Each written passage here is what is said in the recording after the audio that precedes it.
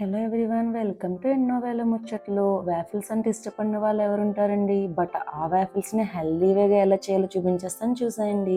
ఒక బౌల్లో 2 కప్స్ రాగి పిండి, 2 కప్స్ జొన్న పిండి వేసుకుని, ఒక 3 టేబుల్ స్పూన్స్ కోకో పౌడర్ వేసుకుని, అందులోనే ఒక pinch of baking soda and 1/4 table spoons of baking powder వేసుకుని, 4 table spoons of coconut sugar use చేస్తున్నాను.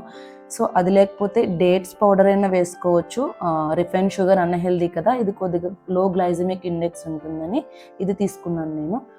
కొద్దిగా పాలు పోసుకుంటూ ఈ బ్యాటర్ని ఒక లూజ్గా మరీ టైట్గా కాకుండా ఒక మీడియం కన్సిస్టెన్సీ వచ్చే వరకు కలుపుకోవాలి.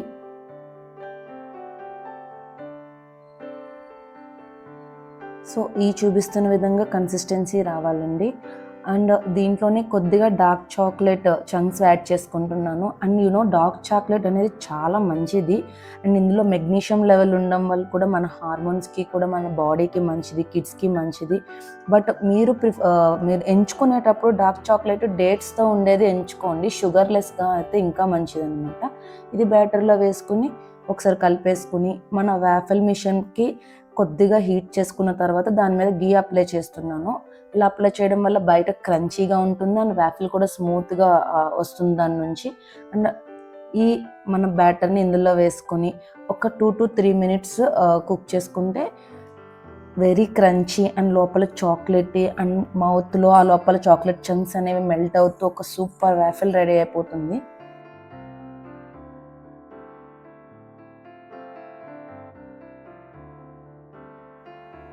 సో హెల్దీగా తినడం కూడా బోరింగ్ కాదు, టేస్టీగా కూడా ఉంటుంది అని చెప్పి ఈ వేఫిల్ ట్రై చేస్తే పక్కగా మీకు కూడా అర్థమైపోతుంది.